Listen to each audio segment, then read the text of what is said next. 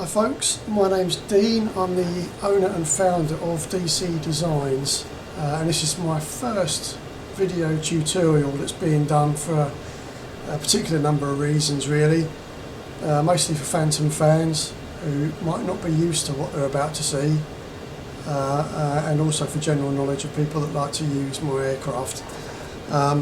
Recently I took control back of all flight modelling, all avionics, everything basically, as I wasn't particularly happy with the way things were going, and that's given me a chance to review all of the aircraft.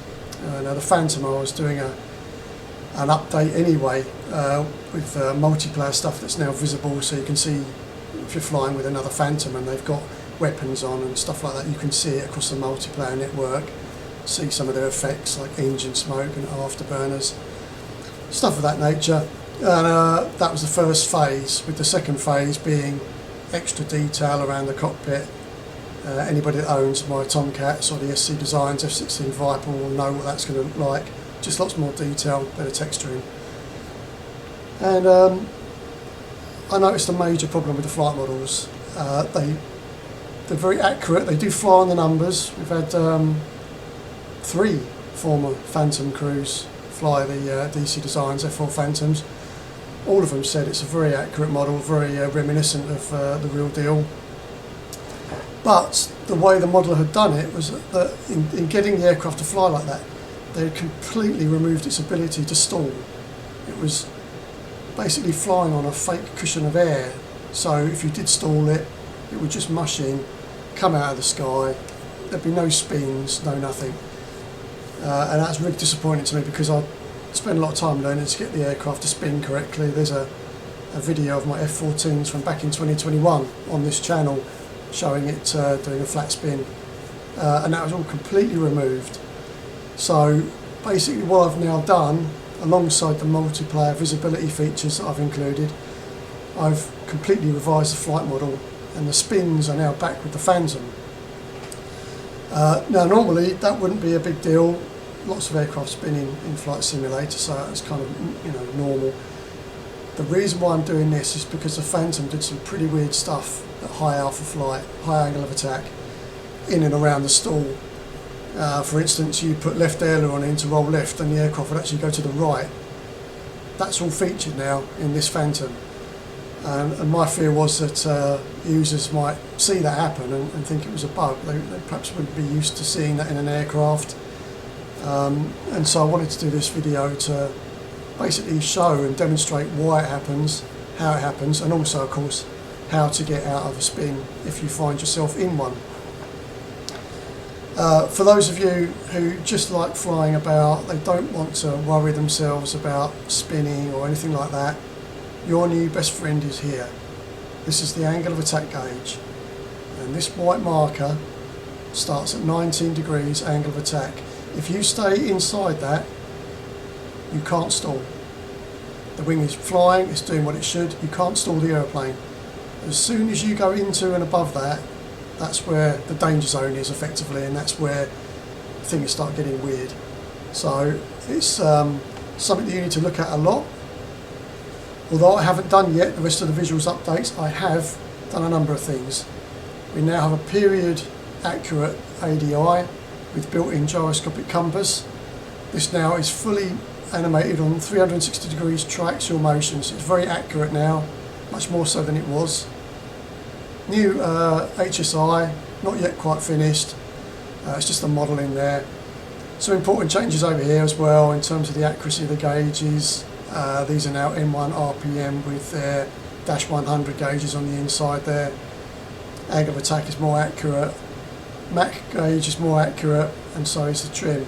And these have all been done simply because a lot of them, ADI, especially the angle of attack of course, are important for the pilot when trying to get out of a spin. We've also got an added turn needle tucked in there, and the ball was already there. That's still as it was. So the aerodynamics. This has been built from the real F4 Phantom manual. It's F-4J. Stall characteristics match. And it's a credit to Microsoft Flight Simulator's Aerodynamics that the recovery procedure is not just identical to the real aircraft, but the real aircraft would do uncommanded rolls on the departure, on the recovery, sorry. And this is what happens here in Microsoft Flight Simulator. This Phantom will now do the same uncommanded rolls just before recovery. You hear people say the flight model is not realistic in Flight Simulator and stuff of that nature. If it's used correctly, it's very accurate. This aircraft behaves, departs and recovers in exactly the same way as the real Phantom. And its departure characteristics are all to do with something called adverse yaw. This also didn't used to appear much in Flight Simulator, but it does now. And I can actually demonstrate it just a little bit here. If I roll to the left, you watch the turn needles and the turn ball, they go in slightly different directions. That's because as you roll left, the Phantom wants to yaw slightly to the right.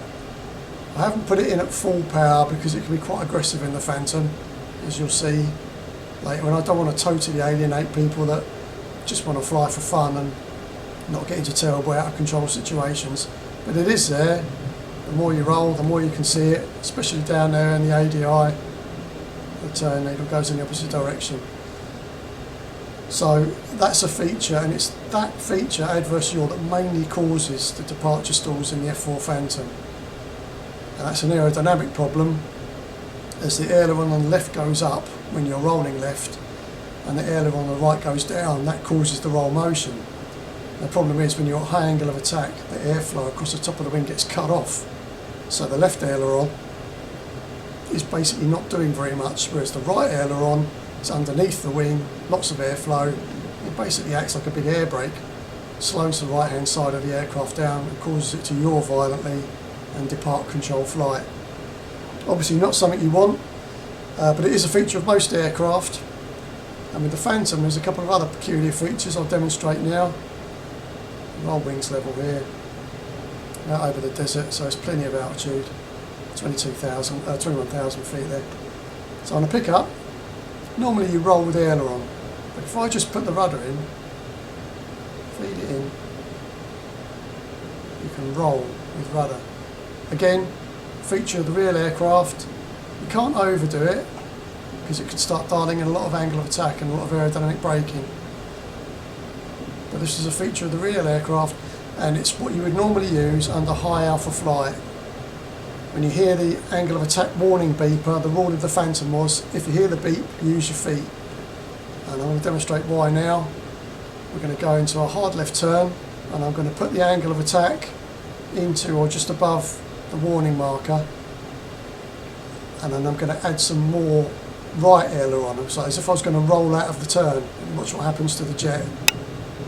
Roll it in, dial in the angle of attack, there's the beeper, try and turn right, and see that little bit of left, do it again, right stick, opposite roll.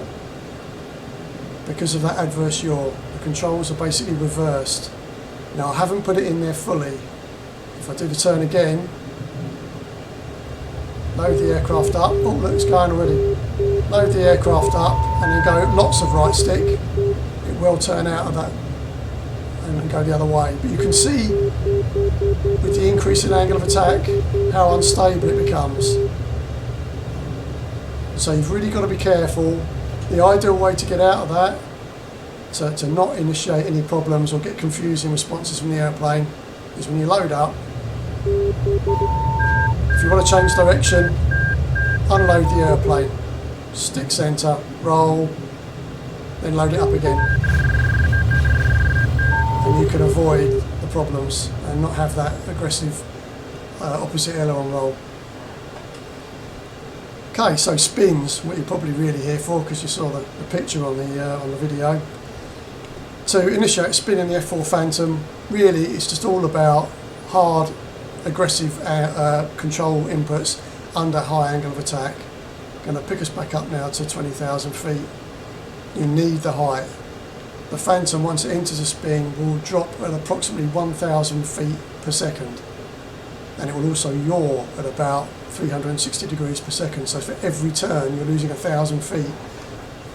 In the real aircraft, if the Phantom got below 10,000 feet, the crew would be stepping outside for a bit of fresh air, because when the aircraft recovered it would go nose down and accelerate, and there's just no room and no time for the to recover from the stall and get out before they hit the ground. So it was a very dangerous place to be. Get some burners in here, get the speed back up.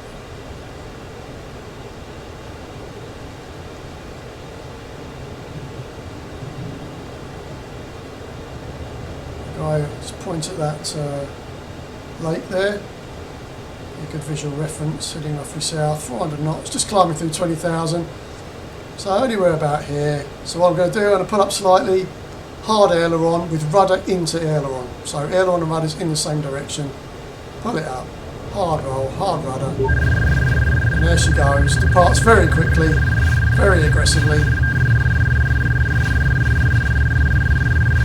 So identify, throttles back to idle, identify the direction of yaw and spin. It's to the left. As you can see, altimeter is going down very quickly. So the way out of it, rudder opposite yaw and stick fully forward. Rudder opposite yaw, stick forward. Don't put any aileron in. Watch the airspeed, watch the angle of attack. There are the rolls. And then pull out. And keep that angle of attack low because you're still at low speed. And you're out. And there we are, just under 9,000 feet. So we lost basically about 11,000 feet there in probably as many seconds. It's very violent. The checklist has been updated, and it now includes spin recovery, opposite turn needles yaw, rudder, stick fully forward, below 20 units, angle of attack, airspeed 200 knots, postals rolls ended, ease back on the stick. And it will recover. The real Phantom could get into a much flatter spin than that, where it's actually quite nose low, nose high. There was a lot of pitch oscillations. The real Phantom would often go fully into a flat spin and it was impossible to recover. And I've decided not to do that because you don't want to spoil everyone's flight if they just happen to forget themselves, put the aircraft into a spin. It's almost game over. This way the Phantom can be recovered. So that's basically it. That's how to do it. I'm going to do another video, hopefully within a week or two, for the F-14 Tomcats, also an aircraft very famous due to the original Top Gun movie for its flat spins, where I'll demonstrate the recovery procedure, and so that people know what's coming as well in that aircraft. And all the aircraft will get their spin capabilities back, including fly-by-wire aircraft. People think that fly-by-wire aircraft could not spin. Any aircraft can spin, fly-by-wire or not. It's just a case that the computers there would help you recover from the spin, make life a bit easier, and of course make it harder to get into the spin in the first place. But they could all do it. So thanks for watching.